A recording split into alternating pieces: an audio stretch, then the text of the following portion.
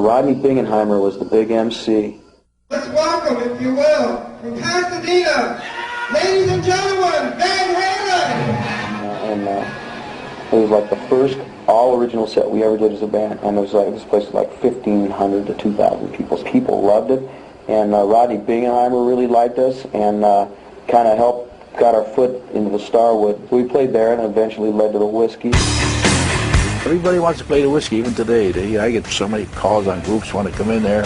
Hey, you put them in, but you never know. Out of that one, you might catch, somebody might catch a good one.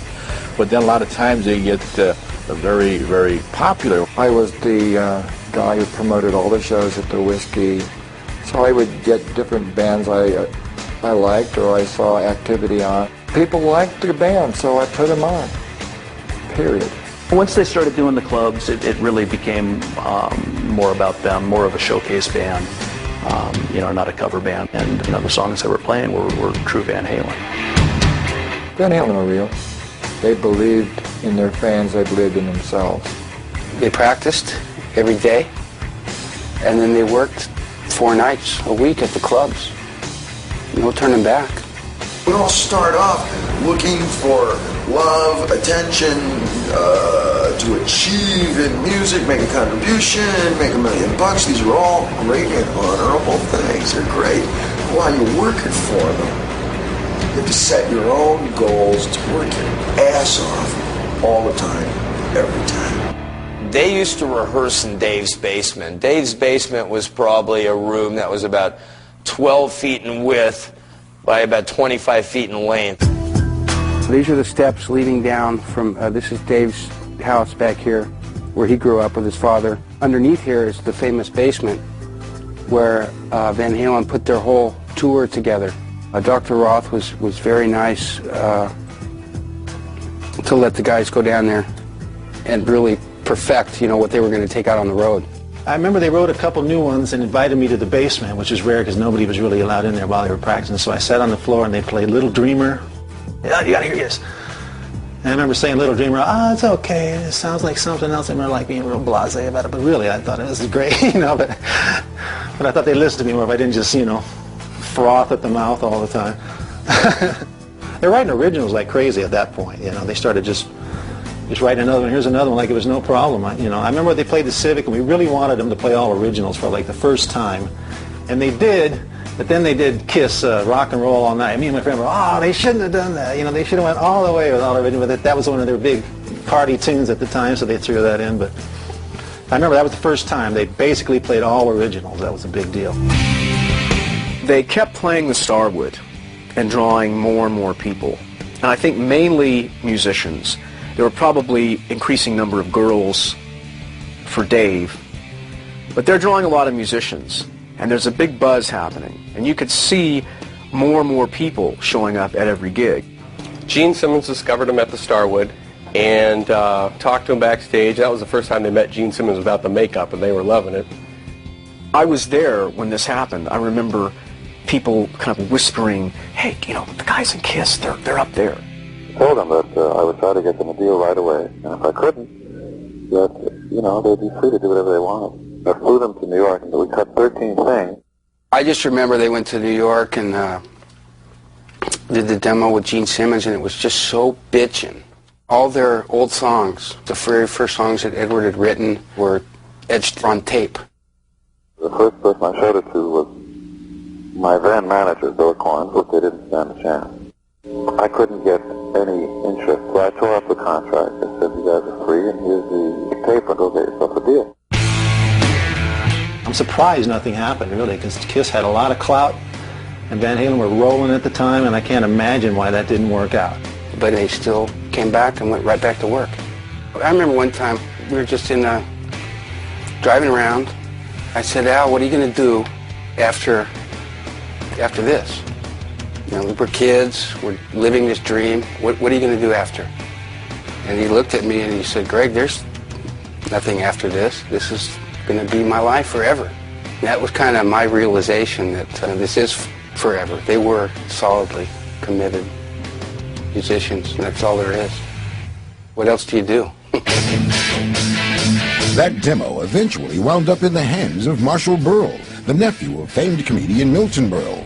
Marshall would later become the band's first manager. In May of 1977, Berle brought Warner Brothers chairman Mo Austin and producer Ted Templeman to experience a Van Halen performance. It was kind of rainy that night. We just got up there and played. After we finished, we were upstairs. It's like, how do you do? You know, this is Mo Austin, Ted Templeman. I'm just kind of like, Warner Brothers chairman of the board. You know, the mouth drops to the floor, you know. Next thing I know, they were, you know, contract time. And they continued to gig around town. I remember there's flyers that say last local appearance. They started putting Warner Brothers recording artists on the flyer playing the Pasadena Civic or at the Whiskey. They did a whole run. I remember again one more time over there. Then finally, it took a while for things to fall into place. Yeah. But once it did, it happened pretty quick. Van Halen revamped the Kinks song You Really Got Me for a new generation and released it as a single before the album hit the shelves. It received some airplay nationwide and planted the seed for large-scale interest in the band. Then, on February 10th, 1978, Van Halen's self-titled debut album was released. Van Halen one's one of the greatest landmarks of all time. I mean, it came out of the chute and it was like, oh my God. Within months, the album had gone platinum, and Van Halen was now being heard from Pasadena to Poughkeepsie. There were certain radio stations that wouldn't It's play. impossible to imagine what it would be like to first hear that type First of guitar time running with the devil. And all of a sudden, now the siren comes in. Like, what's this? This is good, man. This is real good. I never heard anything like this before. You have songs like Atomic Punk and Little Dreamer, and the songs on that album are just blitzkrieg, you know, right in your face attack, you know. You can't get any harder, more brutal. The lyrics are amazing. Edward's guitar playing's amazing. We're so used to hearing throughout all the 80s and the 90s the flashy guitarists, and it's hard to imagine when only there's Bad Company and Foreigner and stuff, and then all of a sudden Eruption comes out. The best kind of rock and roll, in my opinion, you know, it's just down and dirty, you know, nasty sounding rock and roll. They came by at a perfect time for that generation. It was the right band at the right time. Released a record in January of 1978. And I think February they shipped us out to Chicago to join Journey and Montrose already on tour because they wanted to promote this record. We didn't come back for 11 months. I think it was in Kentucky, I believe it was in Louisville or something.